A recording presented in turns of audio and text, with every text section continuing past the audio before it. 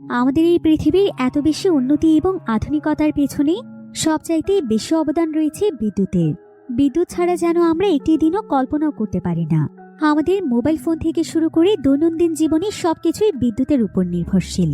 কিন্তু কি হবে যদি হঠাৎ করে চিরদিনের জন্য আমাদের পুরো পৃথিবীর বিদ্যুৎ চলে যায় আর বিদ্যুৎ আর কখনোই ফিরে না আসে? বছরের পর বছর ধরে আমাদের পুরো পৃথিবী ছেয়ে যায় ভয়ানক অন্ধকারে। সেই সাথে হঠাৎ করে আধুনিক পৃথিবীতে বিদ্যুৎ না থাকার ফলে আমাদের চারিপাশের সবকিছু একদম পরিত্যক্ত অবস্থায় পড়ে থাকে। বিভিন্ন কলকারখানা, মেডিসিনের ফ্যাক্টরি, বড় বড় ডিজিটাল শপিং মল সহ সবকিছু। আর এভাবেই আস্তে আস্তে ধ্বংস হয়ে যেতে থাকে আমাদের পুরো পৃথিবী। তখন মানুষ কি এই বিদ্যুৎহীন পৃথিবীতে সার্ভাইভ করতে পারবে, নাকি পৃথিবীর সমস্ত কিছুর সঙ্গে সঙ্গে মানুষও ধ্বংস হয়ে যাবে? সেটাই আমরা দেখব আজকের এই অসাধারণ সার্ভাইভাল মুভিটির গল্পে। তাহলে চলুন ঘুরে আসা যাক বিদ্যুৎহীন এক ধ্বংস হয়ে যাওয়া পৃথিবীর গল্প থেকে। তো গল্পটি শুরু হয় ভবিষ্যৎ পৃথিবীতে, যখন আমাদের পৃথিবী ধ্বংসের একদম দ্বারপ্রান্তে পৌঁছে গিয়েছিল।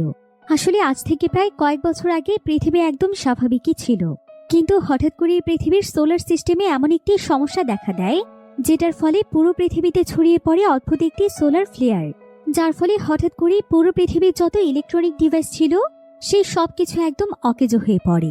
এমনকি পৃথিবীর ইলেকট্রিসিটিও কাজ করা একদম বন্ধ করে দেয়।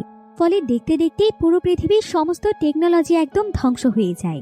কম্পিউটার, মোবাইল ফোন, ফ্যাক্টরির বিভিন্ন ডিজিটাল মেশিন, অর্থাৎ পৃথিবীর প্রত্যেকটি প্রান্তে যত ইলেকট্রনিক ডিভাইস ছিল সেই সবকিছু একদম অকেজো হয়ে পড়ে। যে পৃথিবী তার প্রায় প্রত্যেকটি কাজের জন্য বিদ্যুতের উপর নির্ভরশীল ছিল, বিদ্যুৎ ছাড়া সেই পৃথিবীও যেন একদম মূল্যহীন হয়ে পড়ছিল। মানুষের জীবনও পুরোপুরিভাবে বদলে যেতে শুরু করেছিল। পুরো পৃথিবীতে যত ফ্যাক্টরি ছিল যেগুলো মূলত বিদ্যুতের উপর নির্ভরশীল, সেগুলো হঠাৎ করেই বন্ধ হয়ে যাওয়ায় মানুষ তার কর্মসংস্থান হারিয়ে ফেলে এবং আস্তে আস্তে পৃথিবীর প্রায় বেশিরভাগ মানুষের মধ্যে এত বেশি আর্থিক সমস্যা দেখা দেয় যে এখন পর্যন্ত তাদেরকে অনেক কষ্টের সাথে জীবনযাপন করতে হচ্ছে। মানুষের কাজ ছিল না, অর্থ ছিল না এবং শিশুদের লেখাপড়া একদম বরবাদ হয়ে গিয়েছিল। অনেকে তো 3 বেলা ঠিকমতো খাবার পর্যন্ত খেতে পারত না। এমনকি বেশিরভাগ জায়গার স্কুল, কলেজ, ফ্যাক্টরি, অফিস, আদালত এই সবকিছু বহুদিন ধরে পরিত্যক্ত অবস্থায় পড়ে থাকার ফলে পুরো পৃথিবী যেন ধ্বংসের দ্বার প্রান্তে পৌঁছে যায়। এমনকি মানুষের মেডিসিন তৈরি করার জন্য যে ফ্যাক্টরিগুলো ছিল সেগুলোও দেখতে দেখতে বন্ধ হয়ে যায়। এখন প্রায় সবকিছু একদম পরিত্যক্ত অবস্থায় পড়ে রয়েছে। আর বর্তমানে মানুষ এখন অনেক কষ্টেই ধ্বংস হয়ে যাওয়া পৃথিবীতে সার্ভাইভ করছে। এদিকে পৃথিবীর যত বড় বড় এবং শক্তিশালী দেশগুলো ছিল সেই দেশগুলোর গভর্নমেন্টও প্রত্যেকটি দেশের এমন পরিস্থিতি নিয়ন্ত্রণ করতে না পেরে তারা নিজেদের ক্ষমতা ছেড়ে দিয়ে চলে যায়। ফলে বর্তমানে বেশিরভাগ দেশেরই কোনো সরকার ছিল না, যার ফলে পৃথিবীর বিভিন্ন জায়গাতে পৃথিবীর যত ধনী মানুষেরা ছিল তারা যে যেভাবে পারছিল নিজেদের রাজত্ব চালাচ্ছিল, কারণ তাদের কাছে মজুদ ছিল অনেক অত্যাধুনিক কিছু বন্দুক, আর সেই বন্দুকগুলো পরিচালনার জন্য দক্ষ লোকেরাও তাদের সাথে ছিল। এভাবে অনেকেই পৃথিবীর বিভিন্ন জায়গা নিজেদের দখলে নিয়ে নিয়েছে, যার ফলে আস্তে আস্তে বিভিন্ন বড় বড় শহরে অনেক মানুষই না খেয়ে মরতে শুরু করে। সেই সাথে এখন পৃথিবীতে মেডিসিনের ফ্যাক্টরি বন্ধ হয়ে যাওয়ার ফলে অনেক রোগীরই এখন কোনো চিকিৎসা দেওয়া সম্ভব ছিল না। এমনকি প্রত্যেকটি হসপিটালও পরিত্যক্ত অবস্থায় পড়েছিল, যার ফলে বিভিন্ন রোগের কারণেও মানুষ মারা যেতে থাকে। আর বর্তমান পৃথিবীতে টাকা পয়সার তেমন কোনো মূল্য ছিল না, শুধুমাত্র মূল্য ছিল বেশ কিছু দামি জিনিস এবং বিভিন্ন অস্ত্রের, যেগুলোর পাওয়ারে মূলত বর্তমানে মানুষ রাজত্ব করে চলতে পারবে। এবার আমরা জ্যাক নামক একজন ব্যক্তিকে দেখতে পাই। আসলে পৃথিবী যখন একদম স্বাভাবিক ছিল তখনই জ্যাক ছিল পৃথিবীর সবচাইতে ফেমাস একজন ট্রেজার হান্টার। সে মূলত তার কাজের দক্ষতার জন্য খুবই অল্প সময়ের মধ্যেই ফেমাস হয়ে গিয়েছিল। আসলে যে কোনো ধরনের পুরনো জিনিসপত্র বা 1000 বছর আগে হারিয়ে গিয়েছে এমন জিনিসপত্র, সেটা পৃথিবীর যে কোনো প্রান্তেই থাকুক না কেন, এই সমস্ত জিনিসগুলো খুঁজে বের করা তার কাছে কোনো ব্যাপার ছিল না। সেই জিনিসগুলো মরুভূমির নিচে অথবা সমুদ্রের যতই গভীরে থাকুক, তার কাছে সেগুলো খুঁজে বের করা ছিল খুবই নর্মাল একটি বিষয়। জ্যাক আবার ছিল অনেক শক্তিশালী এবং আত্মমর্যাদা সম্পন্ন একজন মানুষ। সে মূলত কারো আন্ডারে থাকতে পছন্দ করে না, তাই যখন তার কাছে কোনো কিছু খুঁজে বের করার কাজ আসে সেই কাজটি করে দিয়ে সে তার পারিশ্রমিক নিয়ে নিজের মতো করে জীবন কাটায়। তার নিজের জীবনে কারো হস্তক্ষেপ তার একদম পছন্দ ছিল না, তাই সে সবসময় একা একাই থাকত। সে তার পুরো জীবনে এমন এমন জিনিস খুঁজে বের করেছিল যেটা মূলত কারো পক্ষেই সম্ভব ছিল না, তাই চারিদিকেই তার অনেক সুনাম এবং সম্মান ছিল। কিন্তু পৃথিবী ধ্বংসের প্রায় 6 বছর সময় পার হয়ে গিয়েছে। বর্তমানে খুবই কম সংখ্যক মানুষ তার ব্যাপারে জানে। এবার আমরা জ্যাককে ইংল্যান্ডের একটি শহরে দেখতে পাই, যে কিনা তার একটি বাইকে চড়ে কোনো একটি জায়গার উদ্দেশ্যে যাচ্ছিল। জ্যাক আসলে এখনো একজন ট্রেজার হান্টার হিসেবে কাজ করে থাকে, আর আজকেও সে তার এমনই একটি মিশনে এসেছে। তো জ্যাক এখানে খুবই সাবধানতার সাথে তার বাইক নিয়ে পরিত্যক্ত একটি বিল্ডিং এর মধ্যে প্রবেশ করে। এরপর সে সোজা সেই বিল্ডিংটির ছাদে চলে আসে, যেখান থেকে পুরো শহরটিকে দেখা যাচ্ছিল। কিছুক্ষণ পর জ্যাক সেই বিল্ডিং থেকে বেরিয়ে এসে বিল্ডিংটির কাছেই থাকা একটি হোটেলে প্রবেশ করে, যেটা কিনা একসময় অনেক বিলাসবহুল একটি হোটেল ছিল, কিন্তু বর্তমানে এটা পরিত্যক্ত অবস্থায় পড়ে আছে। জ্যাক তখন তার হাতে ছোট একটি টর্চ লাইটের মাধ্যমে সিঁড়ি দিয়ে আস্তে আস্তে হোটেলটির উপরের দিকে যায়, যেখানে বিশাল বড় একটি তাকের মধ্যে অনেক ধরনের বই রাখা ছিল। জ্যাক তখন সেই বইয়ের তাকের কাছে গিয়ে চারিদিকটা খুব ভালোভাবে দেখতে থাকে, আর কিছুক্ষণ এভাবে চেক করার পর সে সেখানে গোপন একটি দরজা খুঁজে পায়। এরপর যখনই সে সেই বইয়ের তাকটি সেখান থেকে সরিয়ে দেয়, তখনই দেখা যায় যে সেখানে একটি রুম রয়েছে। জ্যাক সেই রুমটির একদম কাছে চলে যায়। এরপর সে তার কাছে থাকা কিছু ছোট ছোট বোমের মাধ্যমে সেখানে থাকা স্টিলের একটি শক্ত দরজা ভেঙে ফেলে। এবার জ্যাক কিছুটা এগিয়ে যাওয়ার পর সেখানে একটি লকার দেখতে পায়, যেটার উপরে বিভিন্ন ধরনের লেটারের বাটন ছিল। অর্থাৎ এখানে সঠিক পাসওয়ার্ড দিতে পারলে সেই লকারটিকে খুলতে পারবে। জ্যাক তখন তার স্পেশাল একটি লাইটের মাধ্যমে সেখানকার লেটারগুলোকে খুব ভালোভাবে দেখতে থাকে, আর যে সমস্ত লেটারগুলোতে মানুষের আঙুলের ছাপ দেখা যাচ্ছিল সে সেগুলোকে ছোট্ট একটি কাগজের মধ্যে লিখতে থাকে।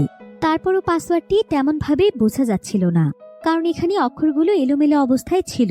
তবে জ্যাক তো ছিল অনেক বুদ্ধিমান, তাই সে খুবই অল্প সময়ের মধ্যে পাসওয়ার্ডগুলোকে সুন্দরভাবে সাজিয়ে ফেলে।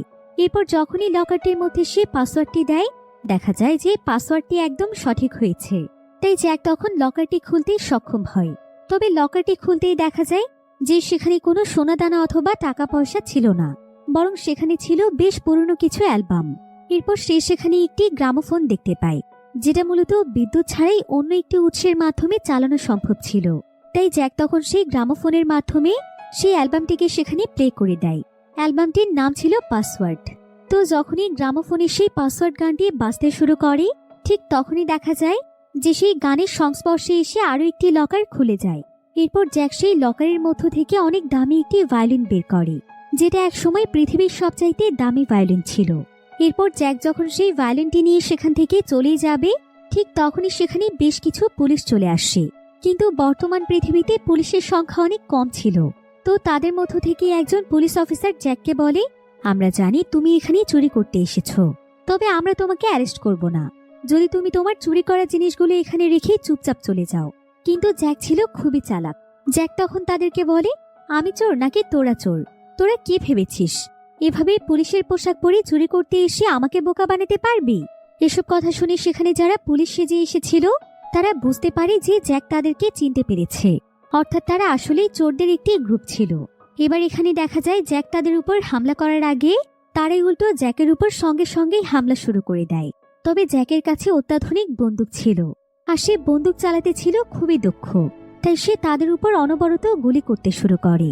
কিন্তু সেই চোরের গ্রুপটি খুব দ্রুত এক জায়গা থেকে অন্য জায়গাতে মুভ করতে পারছিল, তাই জ্যাকের বন্দুকের গুলি খুব তাড়াতাড়ি শেষ হয়ে যায়। জ্যাক তখন বন্দুক বাদ দিয়ে তার হাত দিয়ে সেখানে লড়াই করতে শুরু করে।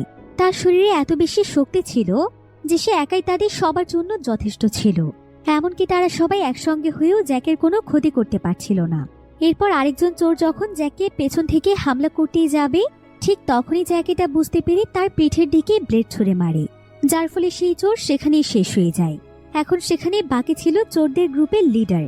তো জ্যাক যখন সেই লিডারের দিকেও তার একটি ব্লেড ছুঁড়ে মারে, তখন সেই লিডার তার হাত দিয়ে ব্লেডটিকে ধরে ফেলে। আর এমন সময় দেখা যায় যে সেই লিডার তার হাতে যে ব্লেডটি ধরেছিল সেই ব্লেডের ভেতর থেকে একটি বোম সেখানে ফেটে যায়, ফলে সেই লিডার সেখানেই মারা যায়। জ্যাক একাই এখানে চোরদের এত বড় একটি গ্রুপকে শেষ করে ফেলে। এরপর জ্যাক সেই হোটেল থেকে বেরিয়ে পড়ে, আর সে তার বাইকটি নিয়ে সোজা চলে আসে বিশাল বড় একটি বিল্ডিং এর কাছে, যেটা কিনা বর্তমানে একটি ফ্যাক্টরি ছিল। আর সেখানকার দরজার সামনে অনেকগুলো গার্ডেরা একসাথে পাহারা দিচ্ছিল। আসলে এই জায়গাটি ছিল অনেক ধনী একজন ব্যক্তির, যার কিনা শখ ছিল অনেক দামি দামি এবং পুরনো জিনিসপত্র নিজের কাছে রাখা। তাই মূলত সে জ্যাককে হায়ার করে ভায়োলিনটি উদ্ধারের মিশনে পাঠিয়েছিল। তো জ্যাক তখন ভায়োলিনটি নিয়ে ভেতরে প্রবেশ করে সেখানকার একজন অ্যাসিস্ট্যান্টের হাতে ভায়োলিনটি তুলে দেয়। এরপর সেই অ্যাসিস্ট্যান্ট তখন জ্যাককে বলে যে আগস্ট তাকে দিয়ে আরো একটি গুরুত্বপূর্ণ কাজ করাতে চায়। আর জ্যাক তখন তার কাছে আগস্ট তাকে পরবর্তীতে কোন কাজ দিতে চায় সেটা শুনতে চায়। অ্যাসিস্ট্যান্ট তখন তাকে তার কাজটি খুলে বলে, কিন্তু জ্যাক সঙ্গে সঙ্গে মানা করে দেয়, কারণ এই কাজটি করতে হলে তাকে এমন একটি সমুদ্রের কিনারায় যেতে হবে যেটা কিনা মূলত অন্য একটি দেশে অবস্থিত ছিল। যদি এটা স্বাভাবিক পৃথিবীতে হতো তাহলে সে কাজটি যেভাবেই হোক করে দিত, কিন্তু বর্তমানে পৃথিবীর এমন একটি অবস্থা ছিল যে তাদের কাছে এই ব্যাপারে কোনো তথ্য ছিল না। অন্য দেশগুলো এখন কোন অবস্থায় রয়েছে, এমনকি সেই শহর বা দেশও টিকে আছে কিনা। তাই জ্যাক এত ঝুঁকি নিয়ে এই কাজটি করতে চাইছিল না। এরপর সেই অ্যাসিস্ট্যান্ট তখন আগস্টের কাছে গিয়ে জানায় যে জ্যাক তার পরবর্তী মিশনটি কিছুতেই করতে চাইছে না, কারণ এতে নাকি তার জীবনে ঝুঁকি রয়েছে। একথা শুনে আগস্ট কিছুটা রেগে যায়। সে তখন তার অ্যাসিস্ট্যান্টকে বলে যে যেভাবেই হোক জ্যাককে এমন একটি অফার দিতে, যেই অফার জ্যাক চাইলেও কখনো প্রত্যাখ্যান করতে পারবে না। অন্যদিকে আমরা জ্যাককে দেখতে পাই, জ্যাক তার সেই মোটরসাইকেলটি নিয়ে একটি ফ্যাক্টরির মতো জায়গাতে আসে। এটাই মূলত ছিল তার বাড়ি। জ্যাকের আপন বলতে আসলে তেমন কেউই ছিল না। তো এখানে দেখা যায় যে জ্যাকের ঘরের মধ্যে পুরনো একটি জাহাজ ছিল, যেটাকে মূলত সে তার বিভিন্ন কাজে লাগিয়ে থাকে। আর জ্যাক মূলত তার বাড়ির প্রত্যেকটি জায়গাতে বিভিন্ন ধরনের ট্র্যাপ তৈরি করেছে, কারণ এখন পৃথিবীর কাউকে বিশ্বাস করা যায় না। পৃথিবীর সমস্ত জায়গায় এখন অনেক বিপজ্জনক ছিল, কে কখন কার উপর হামলা করে দেয় এটা বলা যায় না। তাই জ্যাক আগেই প্রস্তুতি নিয়ে তার বাড়ির প্রত্যেকটি জায়গাতেই ট্র্যাপ সেট করে রেখেছে। এরপর আমরা দেখতে পাই যে জ্যাকের জীবনে কেউ না থাকলেও তার একটি কুকুর ছিল, যাকে সে খুবই ভালোবাসত। তো বাড়িতে ফিরে জ্যাক প্রথমেই তার কুকুরটিকে খাবার খেতে দেয়। এরপর জ্যাক সেখানে ঠান্ডা মাথায় বসে বসে তার পেমেন্ট চেক করছিল, অর্থাৎ কিছুক্ষণ আগে সে তার যে মিশনটি কমপ্লিট করে এসেছে সেটার জন্য তাকে যা দেওয়া হয়েছে সেগুলো সে চেক করছিল। এখানে দেখা যায় যে একটি সুটকেসের মধ্যে কিছু খাবার, পানি এবং কিছু জিনিসপত্র দেয়া আছে, যেগুলোর মধ্যে অনেক পুরনো এবং পপুলার একটি অ্যালবামও ছিল। জ্যাক তখন তার বাড়িতে থাকা একটি গ্রামোফোনের মধ্যে সেই অ্যালবামটির মাধ্যমে গান বাজাতে শুরু করে এবং খুবই আনন্দের সাথে সেখানে বসে বসে একা একা ড্রিঙ্ক করতে থাকে। তো এখানে অনেক ড্রিঙ্ক করার পর জ্যাক ক্লান্ত হয়ে ঘুমিয়ে পড়ে। আর ঘুমের মধ্যে সে এখানে খুব সুন্দর একটি স্বপ্ন দেখছিল। সে এখানে দেখতে পায় যে সে ছোট্ট একটি বোটে করে খুবই সুন্দর একটি জায়গাতে রয়েছে। একটি নদীর উপর দিয়ে সে সেই বোটটি নিয়ে পুরো দুনিয়াতে ঘুরে বেড়াচ্ছে। মূলত এটা একসময় জ্যাকের স্বপ্ন ছিল। এদিকে এমন সময় একটি আওয়াজ শুনতে পেয়ে জ্যাক দ্রুত ঘুম থেকে উঠে পড়ে, আর সে তার বন্দুকটি বের করে আশেপাশে দেখতে থাকে যে সত্যি সেখানে কেউ এসেছে কিনা। জ্যাক বন্দুকটি নিয়ে আস্তে আস্তে বাইরে বেরিয়ে আসে, আর সে এখানে দেখতে পায় যে তার তৈরি করা ট্র্যাপের মধ্যে একজন সোলজার আটকে আছে। জ্যাককে দেখে সেই সোলজার তার কাছে সাহায্য চায় এবং তাকে বারবার বলতে থাকে যে সে কোনো চোর নয়, মূলত তার কাছে তাকে আগস্ট পাঠিয়েছে। সে তাকে কিছু অফার দিতে চায়, তাই সে ইমার্জেন্সি তাকে তার সাথে দেখা করতে বলেছে। কথা শুনে জ্যাক তখন সেখানে আর এক মুহূর্তেও দেরি করে না। এমনকি সে এখানে সেই সোলজারকে না ছাড়িয়ে সোজা চলে যায় আগস্টের সেই ফ্যাক্টরিতে। ফ্যাক্টরিটির মধ্যে স্পেশাল একটি জায়গা ছিল, যেখানে আগস্ট তার লোকদেরকে নিয়ে একটি টেবিলে বসে জ্যাকের জন্যই অপেক্ষা করছিল। এরপর জ্যাক তখন সেখানে এসে সোজা তার সামনে বসে পড়ে। আর যেহেতু সে এখানে তার কাছে বসার জন্য অনুমতি নেয়নি, তাই আগস্ট এখানে তাকে বলে, আমি তোমার মতো মানুষ অনেক কম দেখেছি, তোমার কিন্তু অনেক সাহস। তুমি কি জানো, তোমাকে দিয়ে আমি যে কাজটি করিয়েছি, এই ধরনের অনেক কাজ আমি অনেককে দিয়েই করিয়েছি, কিন্তু তোমার মতো এত দক্ষ আমি কাউকেই পাইনি। তোমার মাঝে গোপন জিনিসকে খুঁজে বের করার যে ট্যালেন্ট রয়েছে সেটা আমাকে পুরোপুরিভাবে ইমপ্রেস করেছে। তাই আমি চাই তুমি আমার হয়ে আরো কাজ করো। এরপর আগস্ট এখানে জ্যাককে আরো বলে, আমি যতদূর জানি তোমার বোটের প্রতি অনেক দুর্বলতা রয়েছে, তাই না? তাই তুমি যদি এবারের মিশনটি কমপ্লিট করে ফেলো তাহলে আমি তোমাকে কথা দিচ্ছি, আমি তোমাকে অনেক দামি একটি বোট উপহার দেব। এবার বোটের কথা শুনে জ্যাক তখন তার কাছে মিশনটির ব্যাপারে জানতে চায়। আগস্ট তখন তাকে বলে, তোমাকে আসলে বিশ্ববিখ্যাত মোনালিসা পেইন্টিংটি উদ্ধার করতে হবে। যেহেতু এখন পুরো পৃথিবী একদম ধ্বংস হয়ে গিয়েছে, তাহলে নিশ্চয়ই যে জায়গাতে মোনালিসা পেইন্টিংটি রয়েছে সেখানে হয়তো তেমন কোনো গার্ড বা মানুষ নেই। তাই তুমি চাইলে খুব সহজেই পেইন্টিংটি উদ্ধার করতে পারবে। তবে পেইন্টিংটি মূলত এখন অনেক সিক্রেট একটি জায়গাতে রাখা হয়েছে।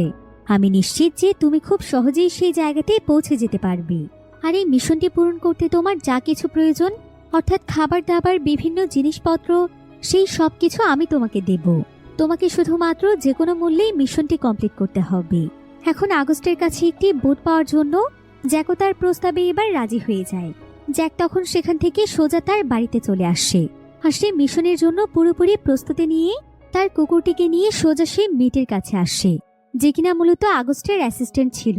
জ্যাক তখন তার কুকুরটির দায়িত্ব এই অ্যাসিস্ট্যান্টের হাতে তুলে দেয়। সেই অ্যাসিস্ট্যান্ট তখন তার কথায় রাজি হওয়ার পর জ্যাক তার সেই মোটরসাইকেলটি নিয়ে তার নতুন মিশনের উদ্দেশ্যে বেরিয়ে পড়ে। যদিও জ্যাক তার প্রত্যেকটি মিশন তার বাইকের মাধ্যমে করে থাকে, কিন্তু এই মিশনটি যেহেতু অন্য দেশে ছিল, তাই আগস্ট তার জন্য সেখানকার এয়ারপোর্টে একটি বিমানের ব্যবস্থা করেছে। জ্যাক তখন সোজা সেই এয়ারপোর্টে চলে যায়, কিন্তু যখন সেই এয়ারপোর্টে এসে বিমানটির অবস্থা দেখতে পায় তখন সে অনেক চিন্তিত হয়ে পড়ে, কারণ বিমানটির বিভিন্ন জায়গাতে বুলেট লেগে ছিদ্র হয়ে গিয়েছে। আর এমন বিমানে করে কোনো মিশনে যাওয়া মানে জীবন হাতে নিয়ে মিশনে যাওয়া। এরপর সে এয়ারপোর্টের একটি রুমের মধ্যে আগস্ট তাকে ডেকে পাঠায়। আর জ্যাক সেখানে গেলে সে তাকে সেখানে অনেক বড় একটি ম্যাপ দেখাতে শুরু করে। ম্যাপটির মধ্যে মূলত সেই জায়গাগুলোর নকশা ছিল, যে জায়গাগুলোর মাধ্যমে তাকে সেই পেন্টিং পর্যন্ত পৌঁছতে হবে।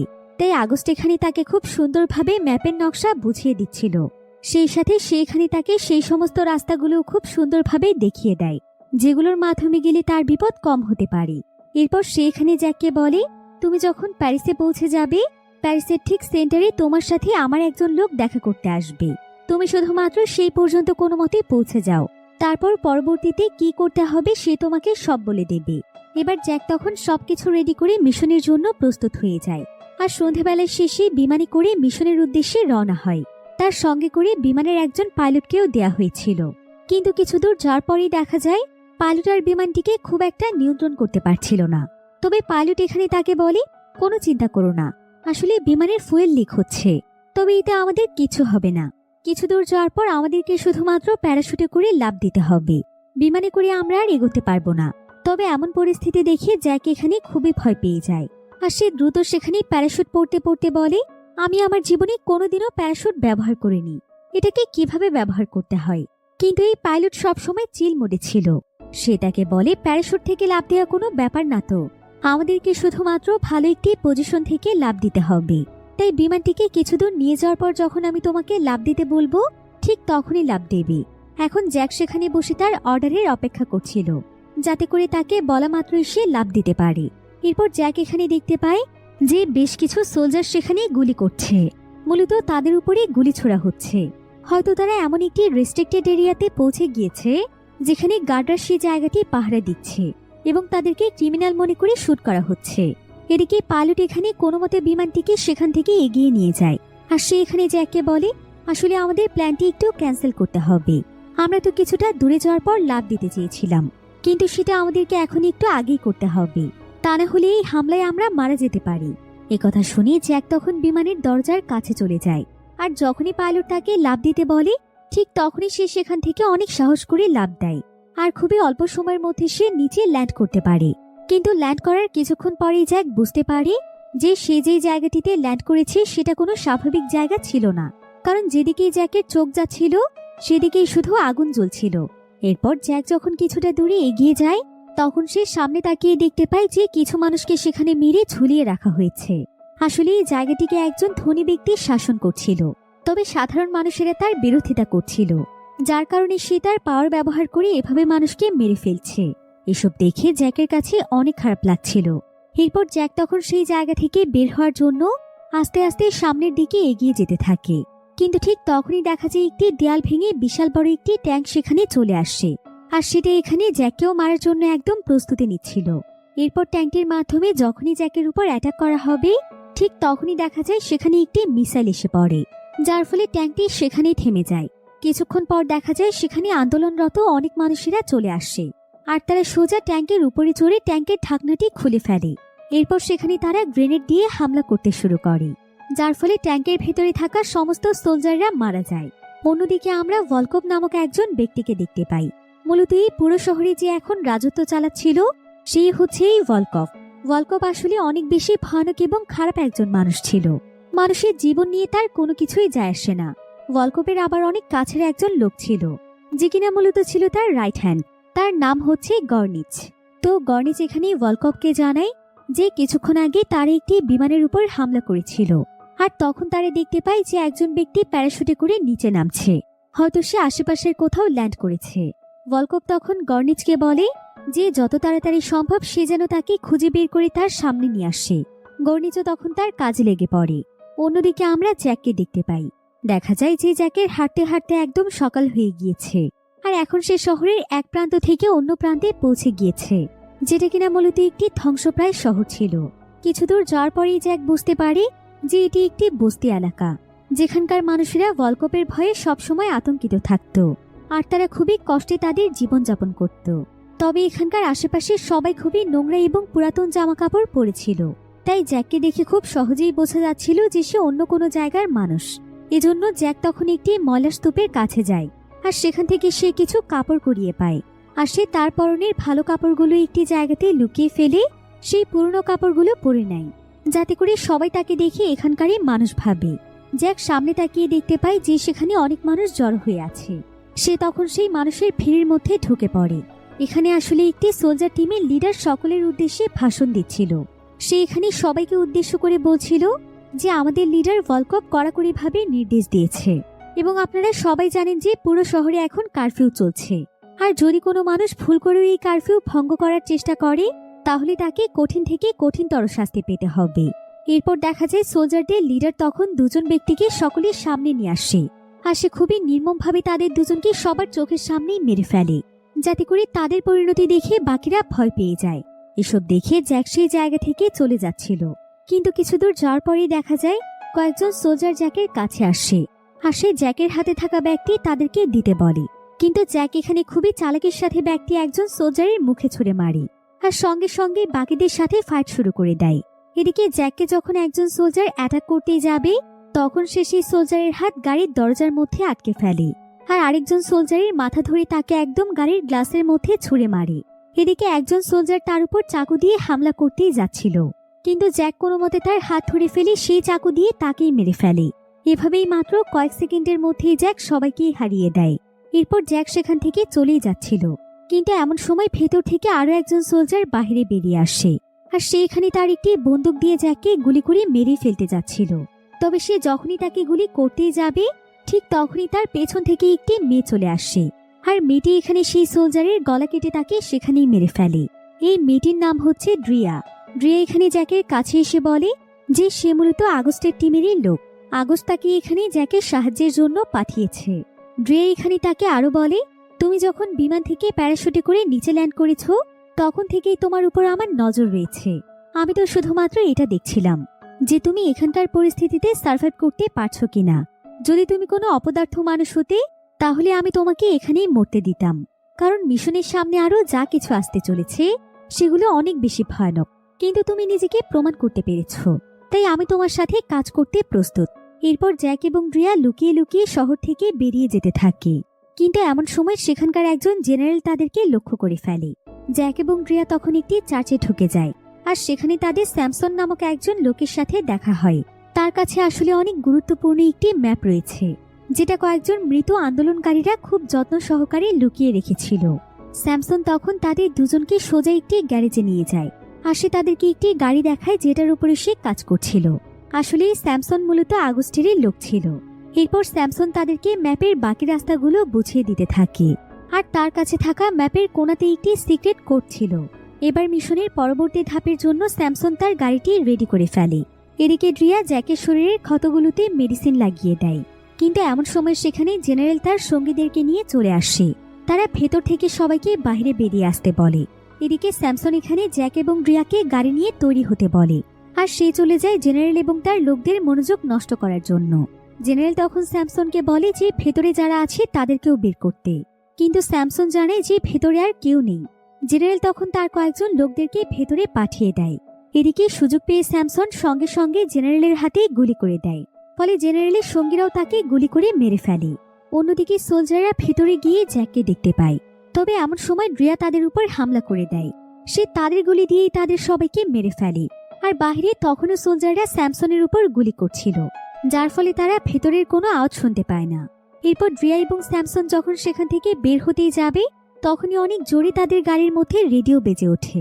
এবার রেডিওর আওয়াজ সোলজাররা শুনতে পেয়ে যায়, আর তারা এক ইশারায় ট্যাঙ্কের মাধ্যমে পুরো চার্জকে একদম শেষ করে দেয়। কিন্তু এমন সময় জ্যাক এবং ড্রিয়া সেখানকার একটি দরজা ভেঙে পেছন দিয়ে তাদের গাড়িটি নিয়ে বেরিয়ে যায়। যদিও সোলজাররা এখানে অনেক গুলি করছিল, কিন্তু বন্দুকের গুলি এই গাড়ির কোনো ক্ষতি করতে পারছিল না, যার ফলে জ্যাক এবং রিয়া খুব সহজেই সেই জায়গা থেকে পালাতে পারে। কিন্তু এমন সময় ভলকপের কয়েকজন সোলজার তাদের পিছু করতে থাকে, আর তারা খুব দ্রুত একটি চেক পয়েন্টের কাছে পৌঁছে যায়। সেখানে থাকা সোলজাররাও তাদেরকে গুলি করতে শুরু করে। তবে ততক্ষণে জ্যাক বুঝতে পেরেছিল যে তাদের গাড়িটি আসলে বুলেট প্রুফ, তাই সে কোনো কিছুর পরোয়া না করে তাদের গাড়িটি নিয়ে সেখান থেকে জাম্প করে পালিয়ে যায়। তবে কিছু দূর যাওয়ার পর আরো কিছু সোলজার তাদের পেছনে লেগে যায়, তাই বাঁচার জন্য জ্যাক তাদের গাড়িটি নিয়ে একটি বিল্ডিং এর মধ্যে ঢুকে পড়ে। তবে সোলজাররা যখনই তাদের উপর একটি বোম ফেলতেই যায়, তখনই সেই বোমটি অন্য একটি গাড়ির উপর লেগে যায়, যেটা কিনা সেখানকার রাস্তা ব্লক করে ফেলে। আর যারা বাইক নিয়ে তাদের পিছু করছিল, তারা সেই রাস্তা দিয়ে এসে সবাই উল্টে পড়ে যায়। এদিকে এই সুযোগে জ্যাক এবং রিয়া সেই জায়গা থেকে বেরিয়ে যায়, আর তারা খুব দ্রুত একটি টানেলের মধ্যে চলে আসে। তবে তখনও দুজন সোলজার তাদের পিছু করছিল। তবে এমন সময় তাদের সামনে অনেক বড় একটি ট্যাঙ্ক চলে আসে, আর আস্তে আস্তে সোলজাররা তাদেরকে চারিদিক থেকে ঘিরে ফেলে।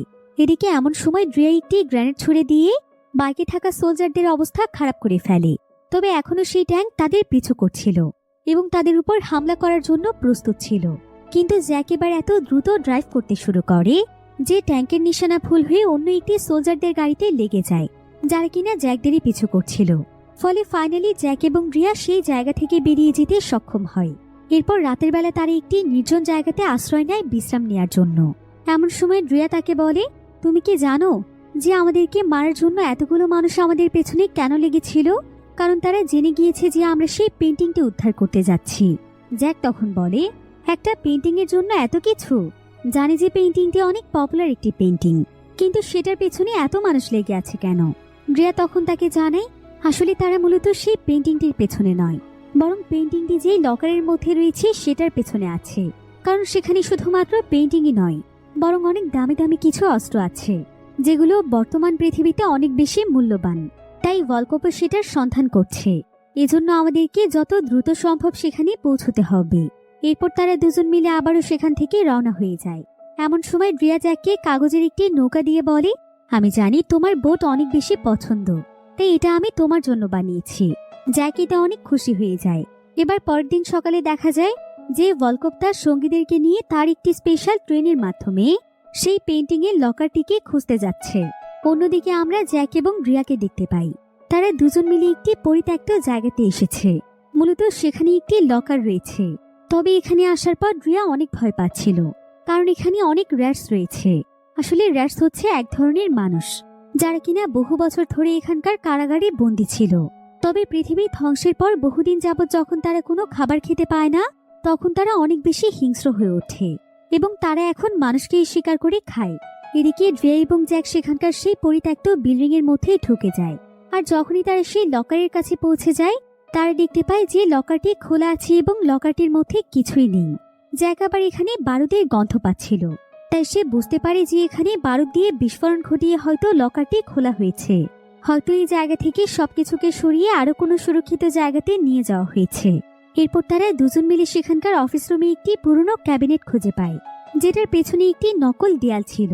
জ্যাক আবার সেখানে অনেক পুরনো একটি নোটবুক খুঁজে পায়, যেখানে ফ্রেঞ্চ ভাষাতে কিছু একটা লেখা ছিল। তবে সেটা রিয়া বুঝত। রিয়া তখন জ্যাককে ট্রান্সলেট করে সেখানে থাকা সবকিছু খুব সুন্দরভাবে বুঝিয়ে দেয় এবং এখানে লেখা কোঅর্ডিনেটসগুলো সে জ্যাককে বলে। তবে জ্যাকের কাছে মনে হচ্ছিল যে এই কোঅর্ডিনেটসগুলোর মধ্যে কোনো ঝামেলা রয়েছে, কারণ এত সহজে সেই গুপ্তধনের কোঅর্ডিনেটস সম্পর্কে কেউ বলবে না। হয়তো এখানে এই কারণেই সেই কোঅর্ডিনেটসটিকে লেখা হয়েছে যাতে করে সেগুলোকে আরো লুকিয়ে রাখা যায়। জ্যাক তখন স্যামসনের দেয়া ম্যাপের মাধ্যমে আসল জায়গাটি সন্ধান করার চেষ্টা করছিল। এমন সময় দেখা যায় যে সেই বিল্ডিং এর মধ্যে র্যাটসরা ঢুকে পড়েছে। জ্যাক তখন দ্রুত সেই কোডটিকে সলভ করার চেষ্টা করছিল, আর অবশেষে অনেক চেষ্টার পর জ্যাক সেটাকে ডিকোড করেই ফেলে। সে সেই জায়গাটির নাম বের করে ফেলে। জায়গাটির নাম ছিল সেন্টার হাফ, যেটা কিনা ছিল অনেক ফেমাস একটি জায়গা। এদিকে এমন সময় দেখা যায় যে র্যাটসরা তাদের একদম কাছেই চলে আসে। তবে তারা দুজন মিলে কোনো মতে সেখানকার পেছনের জানালা দিয়ে বাইরে বেরিয়ে যায়। জ্যাক আবার সেখান থেকে বের হওয়ার সময় সেখানে একটি বোম ফেলেছিল, যার ফলে র্যাটসরা যখনই সেই রুমটির ভেতরে ঢোকে তখনই সেখানে বিশাল এক বিস্ফোরণে তারা মারা যায়। এরপর তারা দুজন মিলে তাদের গাড়িতে চড়ে সেন্ট্রাল হাফের উদ্দেশ্যে রওনা হয়ে যায়। এমন সময় রিয়া তার বেশ কয়েকজন সঙ্গীকে ফোন করে সেন্ট্রাল হাফে আসতে বলে, যারা কিনা মূলত শহরের আন্দোলনকারী ছিল। অন্যদিকে ভলকোপও তার সঙ্গীদেরকে নিয়ে একটি জায়গাতে এসে থামে। আর সেখানে যাওয়ার পর ভলকোপ যখন সেখানে গাড়ির চাকার ছাপ দেখতে পায়, তখন সে তার সঙ্গীদেরকে নিয়ে সেই দাগের পিছু করতে থাকে। এভাবে করে তারা ঠিক সেই বিল্ডিংটিতে পৌঁছে যায় যেখানে জ্যাক এবং ড্রিয়া সেই নোটবুকটি খুঁজে পেয়েছিল। এমন সময় গণেশ সেখানে সেই নোটবুকটি খুঁজে পায় এবং সেখানে একটি ম্যাপও দেখতে পায়, যেটার মাধ্যমে ড্রিয়া এবং জ্যাক সেন্ট্রাল হাবের সেই জায়গাটিকে খুঁজে বের করেছিল যেখানে মূলত সেই লকারটি রয়েছে। তবে ভলকোপ অনেক চালাক ছিল। সে তখন তার একটি ইউভি লাইটের মাধ্যমে সেখানে ড্রিয়ার হাতের ছাপ দেখে সেই জায়গা সম্পর্কে জেনে যায়, যে জায়গাটির নাম হচ্ছে সেন্ট্রাল হাফ। অন্যদিকে জ্যাক এবং ড্রিয়া কোনো মতে সেন্ট্রাল হাফ পর্যন্ত পৌঁছে যায়। এরপর তারা দুজন মিলে সেখানকার একটি দরজার লক খুলে কোনো মতে সেই জায়গার ভেতরে চলে যায়। কিছুক্ষণ পর তারা দুজন মিলে একটি বিল্ডিং এর মধ্যে পৌঁছে যায়। তবে সেখানে গিয়ে তারা কিছুটা অবাকই হয়ে যায়, কারণ এখানে কোনো প্রকার সিকিউরিটি ছিল না। এমনকি তারা যখন বিল্ডিংটির ভেতরে চলে আসে, তখন তারা সেখানে বেশ কিছু চলতে থাকা মেশিন দেখতে পায়। তবে এখানে এত বড় বড় মেশিন দেখে জ্যাক এবং ড্রিয়া একদম অবাক হয়ে যায়, কারণ এই ধরনের মেশিনগুলো বিদ্যুৎ ছাড়া চলা কোনোভাবেই সম্ভব ছিল না। কিন্তু জ্যাক মনে করছিল এগুলো হয়তো সোলার দিয়ে চলছে। এদিকে আবার তারা সেখানে অদ্ভুত কিছু আওয়াজ শুনতে পাচ্ছিল। ড্রিয়া তখন সেখানকার ব্লুপ্রিন্ট চেক করে দেখতে পায় যে এই আওয়াজটি মূলত এখানে থাকা ভল্টের এয়ার সিস্টেম থেকে আসছে। অর্থাৎ সেই সিক্রেট জায়গাটি মূলত একটি ভল্ট, যেখানে তাদের প্রয়োজনীয় জিনিসগুলো রয়েছে। তবে এই আওয়াজের কারণে জ্যাক এবং ড্রিয়া এটা বুঝতে পারে যে ভল্টটি এখনো একদম সুরক্ষিত আছে, সেটা কেউ এখনো ওপেন করেনি। জ্যাক তখন ম্যাপ দেখে প্ল্যান তৈরি করে। সে বলে যে পাইপের মাধ্যমে বাতাস ভেতরে প্রবেশ করছে, সেই পাইপের মাধ্যমেই তারা ভল্টের ভেতরে যাওয়ার চেষ্টা করবে। কিন্তু সেই পাইপের মাঝখানে আবার বিশাল বড় একটি পাখা ছিল। ড্রিয়া তখন বলে যে সে সোলার প্যানেল খুঁজে বের করার চেষ্টা করছে, কারণ সেটা বন্ধ করলেই পাখাগুলো বন্ধ হয়ে যাবে। আর জ্যাক যেন ততক্ষণে পাইপের কাছে চলে যায়। জ্যাক তখন তার কথা মতো সেটাই করে। আর সেখানে যাওয়ার পর সে সেখানে অনেক লম্বা একটি দড়ি দেখতে পায়। সে তখন সেই দড়িটিকে একটি ওয়ালের সাথে শক্ত করে বেঁধে ফেলে। এরপর জ্যাক তার ব্যাগকে কাজে লাগিয়ে একটি সেফটি বেল্ট বানিয়ে ফেলে। এবার জ্যাক সেই দড়িটির মাধ্যমে আস্তে আস্তে সেখানকার সুড়ঙ্গের মাধ্যমে নিচের দিকে নামছিল। এরপর জ্যাক যখন সেই পাখাটির একদম কাছে চলে যায়, সে দেখতে পায় পাখাটি এখনো চলছে। তাই সে অপেক্ষা করছিল পাখাটি বন্ধ হওয়ার জন্য। কিন্তু এমন সময় দেখা যায় যে তার দড়িটি ছিঁড়েই যাচ্ছিল। অন্যদিকে ড্রিয়া অনেক খোঁজাখুঁজি করে কোনো মতে সেই সোলার প্যানেলের সিস্টেম পর্যন্ত পৌঁছে যায়। আর সে সঙ্গে সঙ্গে তার বন্দুকের মাধ্যমে সোলার প্যানেলগুলোকে নষ্ট করে ফেলে। এদিকে দড়ি ছিঁড়ে যাওয়ার কারণে জ্যাক যখনই নিচে পড়ে যায়, ঠিক তখনই পাখাটি বন্ধ হয়ে যায়, যার ফলে জ্যাক এবারের মতো বেঁচে যায়। জ্যাক তখন দ্রুত সেখান থেকে গিয়ে এয়ার সিস্টেমটি দেখতে যায়, কিন্তু সেই পুরো জায়গাটি পানি দিয়ে ভরা ছিল। জ্যাক তখন সেই পানির মধ্যে নেমে পড়ে আর সে সাঁতার কাটতে কাটতে একদম নিচে চলে আসে। কিন্তু ভল্টে পৌঁছানোর জন্য যে রাস্তাটি ছিল, সেই রাস্তাটি একটি লোহার দরজা দিয়ে বন্ধ অবস্থায় ছিল। এদিকে জ্যাকের তো নিঃশ্বাস একদম বন্ধই হয়ে যাচ্ছিল। জ্যাক তখন তার শরীরের সমস্ত শক্তিকে কাজে লাগিয়ে কোনো মতে সেই দরজার লকটিকে খুলে ফেলে। এরপর সে ফাইনালি সেই সিক্রেট জায়গাটিতে পৌঁছে যায়। এরপর জ্যাক সেখানে খুব সহজেই মোনালিসা পেইন্টিংটি পেয়ে যায়। এমন সময় সেখানে ড্রিয়াও চলে আসে। তবে তারা দেখতে পায় যে মোনালিসা পেইন্টিংটি আসলে আসল পেইন্টিং ছিল না। এটা মূলত ছিল বিশাল বড় একটি নিউক্লিয়ার বোম, যেটার উপরে মোনালিসা পেইন্টিংটি সেট করা আছে। জ্যাক তো এটা দেখে একদম অবাক হয়ে যায়, কিন্তু ড্রিয়া এই ব্যাপারে আগে থেকেই জানতো। তাদেরকে মূলত এখানে নিউক্লিয়ার বোমটি নেওয়ার জন্যই পাঠানো হয়েছে। ড্রিয়া তখন জ্যাককে বলে আসলে আমেরিকা যখন জাপানের উপর নিউক্লিয়ার বোম ফেলেছিল, তখন তারা একটি বোম রাশিয়ার জন্য রেখেছিল। আর এটা হচ্ছে সেই বোমটি, যেটার মালিক মূলত আগস্ট হতে চাচ্ছে।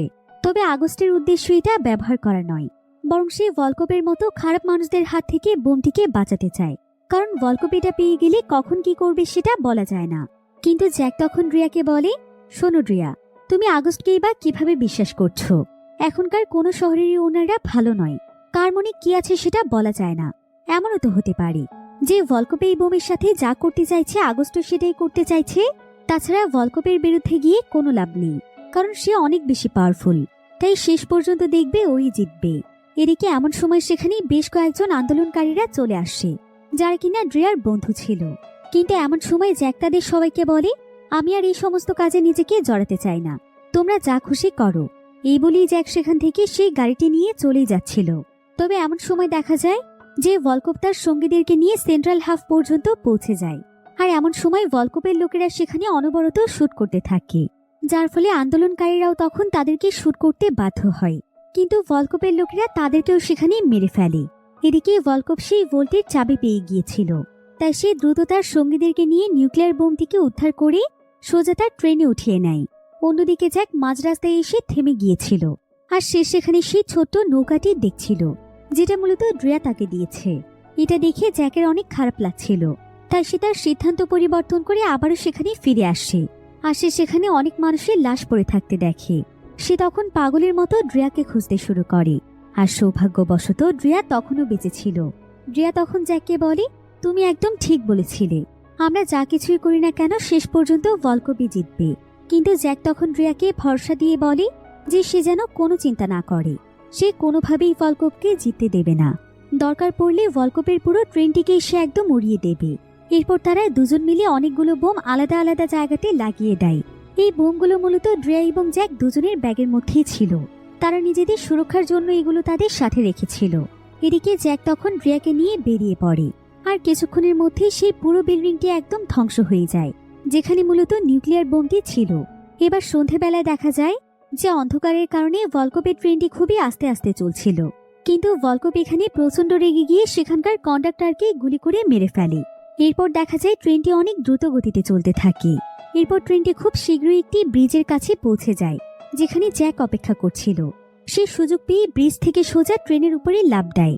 এরপর সে ট্রেনের দরজা খুলে সেখানে গ্রেনেড ছুড়ে মারে, যার ফলে সেখানে কয়েকজন গার্ড মারা যায়।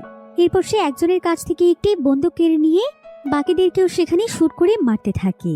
এদিকে গুলির শব্দ শুনতে পেয়ে গর্নিচ সেখানে চলে আসে। গর্নিচও অনেক বেশি শক্তিশালী ছিল, ফলে তাদের দুজনের মধ্যে অনেক ফাইট হচ্ছিল। একসময় গর্নিচ জ্যাককে এত জোরে লাথি দেয় যে জ্যাক সোজা সেই নিউক্লিয়ার বোমের কাছে গিয়ে পড়ে। এদিকে গর্নিচ তখন আবারও জ্যাককে মারতে আসে, তবে এমন সময় সেখানে ভলকপ চলে আসে, আর সে জ্যাককে দেখতে পেয়ে তাকে গুলি করতে শুরু করে।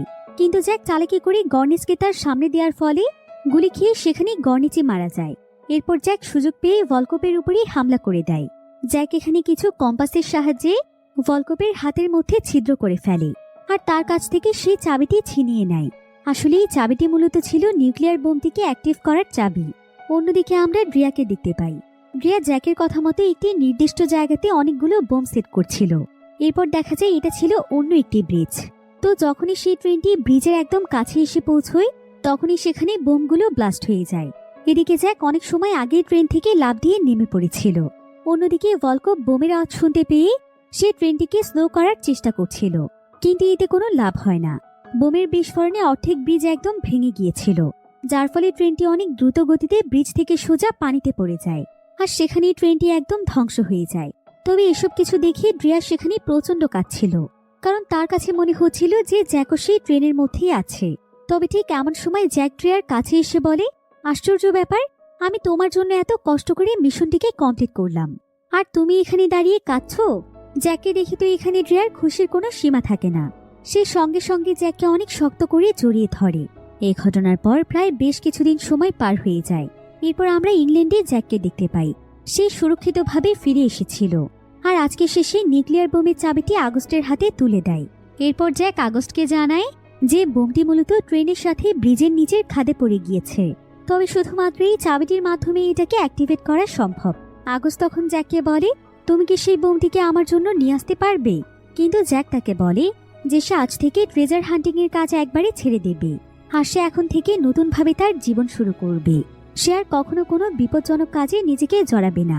তবে আগস্ট তাকে কোনো আপত্তি জানায় না, বরং সে তাকে তার মিশনটি কমপ্লিট করার জন্য একটি বোট দেয়। এরপর আমরা কয়েকদিন পরের দৃশ্য দেখতে পাই, যেখানে জ্যাক তার সেই বোটটির সাহায্যে খুব সুন্দর একটি জায়গাতে ঘুরে